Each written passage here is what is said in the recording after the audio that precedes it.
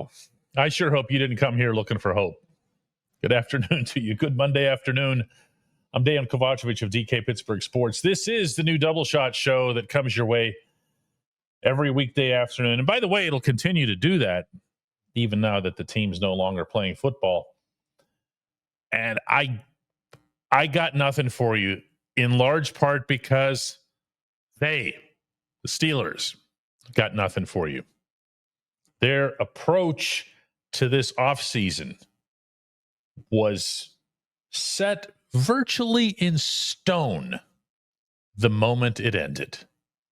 And I say that because the season ended Saturday night in Baltimore, and it only took till Sunday afternoon before the team, and really by extension Art Rooney, made known that Mike Tomlin was going to be back. And as soon as you say that, as soon as you put that out there everywhere, nothing's going to change. Nothing. You can replace Terrell Austin with some other defensive coordinator, but that person is going to come in and be the same subservient soul that Tomlin's employed at that position, even going back to Dick LeBeau's final few years. Tomlin's been this team's DC for a long time now. That's not going to change. You're not going to see certain tendencies or favoritisms towards specific players, certain strategies, approaches. None of that is going to change. What you're going to get is a whole lot of, this is how we do things, and we just need to get back to it. This is why we didn't execute it well. And within that, you'll get all kinds of, what's the word I'm looking for here? You'll get all kinds of, it's fake accountability. Meaning, I wear this, I own this, No, he actually doesn't do any of those things. He doesn't wear them, he doesn't own them, because he doesn't adjust to them the same way he doesn't adjust to in-game situations.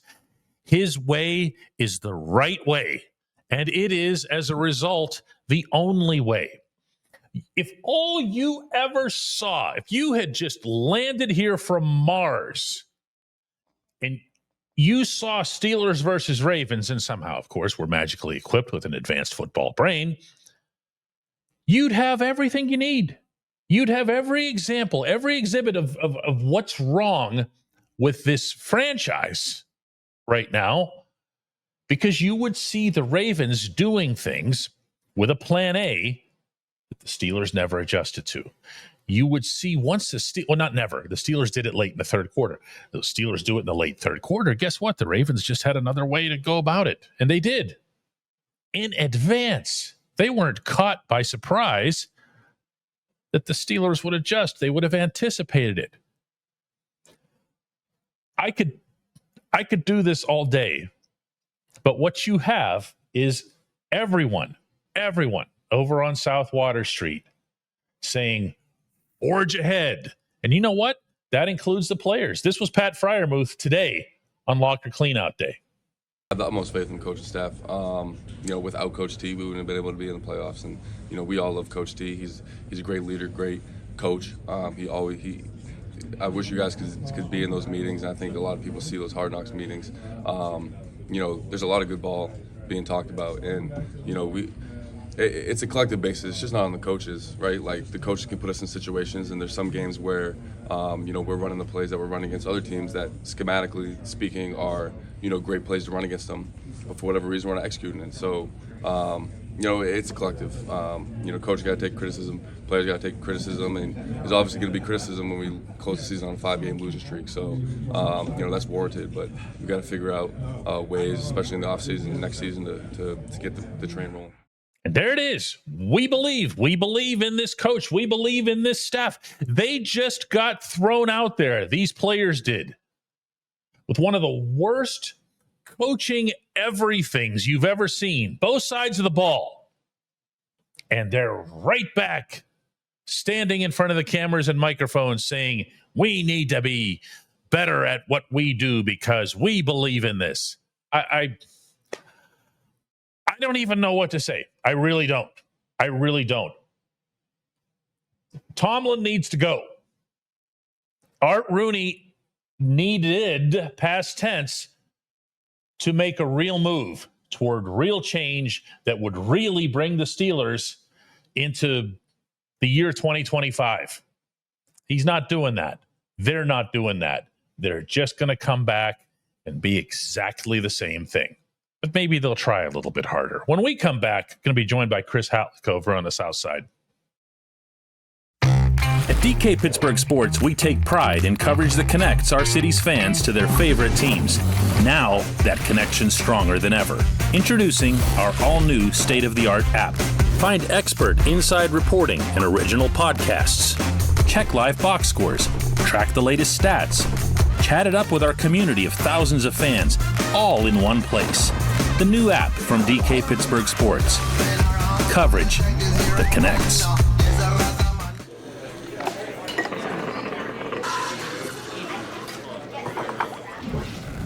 Joined now by Chris Halleck over on the South Side. Chris, the impression I got from the players in Baltimore is that it was more anger than it was anything else. It didn't feel like it was disappointment or shock or awe.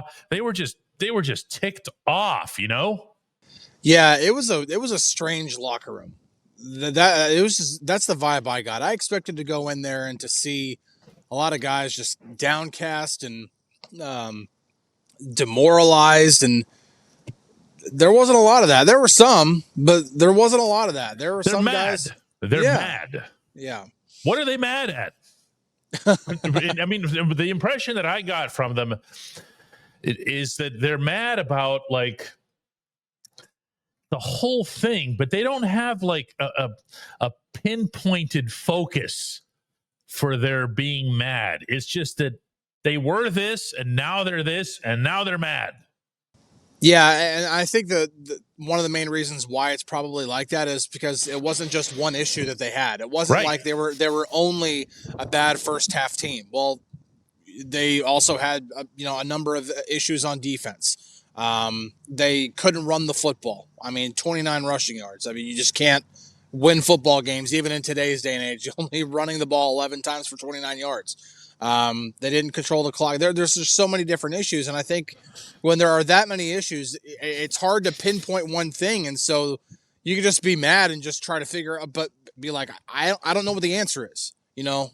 It's hard to do that. Some players tried, earlier today, locker room and everything like that. Russell Wilson was asked about the issues on the offense, and he was like, well, one of the things is we didn't start good enough. Like, we went all season without scoring on the opening drive. And I mean, he says it, he's the quarterback. Like, that's one thing right there. Like, he said, that's not the end of the world. But what is that? What is we didn't start well? Like, do you know what I'm saying? Like, how do you attack we didn't start well? What are you saying, that you were asleep through the start of the game? You weren't making good enough play calls? That's why I just hate hearing stuff like that. Well, we just didn't start well. That implies that by the third quarter, everything was cool. And more often than not, it wasn't. And this is back when they were winning. Yeah. And to have everybody's explanations, and this is chiefly from Mike Tomlin, because he does this all the time, it's just go at it harder, try harder, be better. What? Well, and I remember he had an answer earlier in the season when he was asked about the slow starts. I think it was a question I asked him, actually, and he talked about them also stressing, like putting a lot of stress on the weighty downs, the fourth quarter moments. Like that. What was that? Let's just bear down. Be tougher, boys, Yeah. Listen, I think one of the reasons why the slow starts is such a big problem is because, well, what's one common theme in all of these playoff games that they've been losing? And this is transcendent from Ben Roethlisberger at quarterback to no matter who the quarterback is, they've just been falling behind. In 3 of those games, they fell behind 21-0. Chris, I can't give them the crutch of the slow, the term slow starts, because it implies that they're just like, Oh, wait, did the game start now? Oh, okay. I guess we'll start playing now. That's not what's been happening. Yeah. Okay. And without even getting back into, Marquise snapping the ball over Ben's head and the Browns getting up, what was it, 28-0 in that game? Yeah. That's got no commonality with this. Yeah. This was an epic failure of strategy and resultant lack of counter strategy. Okay, when you're talking about Derrick Henry defining this game, we're not talking about, Cam Hayward checking his watch to see when the game starts. Yeah. Okay, what we're talking about here is something that the Ravens smoked out in advance, adjusted to brilliantly, and the Steelers, if you want to talk about slow, didn't counter it until late in the third quarter. And even then, like, if you watch the way the Steelers were playing against the Ravens, I went back and watched the film. The linebackers were going so hard at you could tell what their game plan was. Their game plan was have the edge rushers crash down on the running back when they run the read options, and then have the linebackers. And I'm talking about both inside linebackers, whether it's Queen and Roberts or Queen and Wilson, both go so hardcore over to Lamar Jackson. But it didn't matter because whenever he did hand it off to Derrick Henry, guess what? There's nobody behind the line to stop him. Like, you can't play. Listen. Never thought of that. And this is one of the things about, if you look at the Ravens game plan, and I'm just talking about offense right now, when the Steelers eventually, finally did counter and did finally start making adjustments, guess what happened on the Baltimore side? They were ready with a plan B. They were ready with a plan C. They didn't have to huddle about it at halftime. They just went out there and said, oh, okay, well, here's that thing we knew they were going to do. Turn the page and do the next thing. Yeah, and that's not starting slow. No, that's the part that drives me nuts about this conversation. Yeah, and we had conversations to and from Baltimore in the car. Yeah, and I remember us having conversations about, like, this team is just, and on both sides of the ball, they're just not, they're outdated, and that's the best way that I can put it. And we can get into the nitty gritty of why I think they're outdated on offense or why I think they're outdated on defense, but they're getting out schemed, they're getting out coached. And it's becoming a problem. And when this starts happening in December and January, and it continues to happen year in and year out, you're kind of seeing, as long as this is going to be happening, this team doesn't stand a chance of ever becoming a contender unless they get some sort of football god's gift of, oh, by the way, here's a blessed quarterback, the same way the Pirates were gifted with Paul Skeens or something along those lines. Just falls from the sky. Yeah, here you go. Here's your franchise quarterback. But yeah, no, the slow start thing is it's saying, hey, let's run it back. Let's try harder. Let's be our best selves. And that's not it. That's not it. When we come back, J1Q.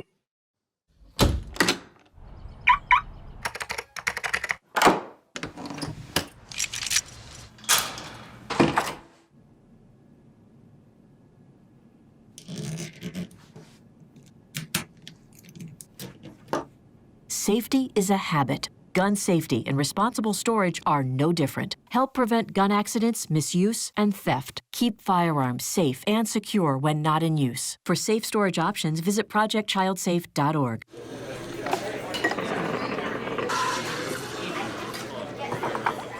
Time now for today's J1Q, and for that we go to Tim Hall out in Trenton, New Jersey. Hey, DK, how are you? Question for you. Well, questions for you. Sorry for those loud kids upstairs, but they're angry Steelers fans as well. So question number one would be, is it time for the Steelers to clean house, have a yard sale, meaning everyone can go, coaches included? If so, who stays and who goes? My next question would be, how can the Steelers justify paying Russell Wilson $30 million and allowing Justin Fields to go? Interesting season ahead of us, huh? I look forward to your reply. Go Steelers. See, here's the thing, Tim. What you just did was encapsulate how incredibly all-encompassing this whole offseason has to be, or at least that it should be. But it won't be. I don't want to be the broken record here. but it won't be. Everything that you just said should have everybody at Steelers headquarters wondering, yeah, maybe we could do this. Maybe we could do that. We could try this. We could try that. None of it's going to happen. None of it's going to happen. You're going to see, hear, and read from these guys the same stuff all summer long. You're going to have Mike Tomlin face the media tomorrow afternoon and come out and say all the accountability sounding kind of stuff, and we're going to turn over every stone and we're going to do this. Mark my words. I could actually come up with a lot of the phrases now. And when he's going to be asked about some of the stuff that you just brought up, including quarterback, it obviously wasn't good enough. It wasn't a winning performance. We need a winning performance. What's that mean? What's that mean? You're going to get all this nebulous stuff about slow starts, and I didn't like that we took too long to warm up to the challenge and whatever. None of this stuff means anything. None of this stuff means anything.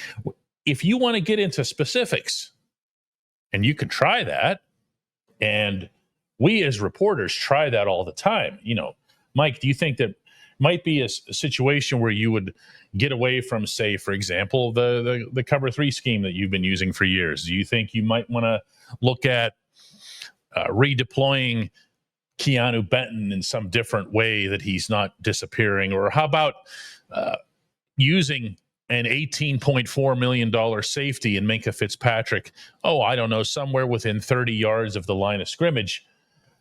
You're not going to get anything. You're not going to get a specific answer. And although I know fans get like this about reporters, this isn't Guantanamo Bay. You can't just put an orange jumpsuit on him and waterboard him. He's going to give you the answers that he wants to give you, and there's no accountability. So he's not worried about anything. He's not going to show up in there contrite. He's not going to show up in there. I'm not answering your question, Tim, and I apologize. I don't have anything for you today. This wasn't going to be a good show no matter what, because I don't have anything for you. I like to think of myself as someone who, this is in life, is, well, cup half full, but it's not. It's not. This isn't a good day to be someone who follows the Steelers. This isn't a good time, because what you're seeing from this organization right now is a priority, multiple priorities actually, that are being placed above what's best for the franchise. In our Rooney's case, the priority is we're the Rooneys and we don't make changes. If you're Tomlin, your priority is I still need to show everybody that I was right all along. And this isn't conducive to winning. It's just not. It's just not. Nevertheless, we'll have another one of these shows tomorrow.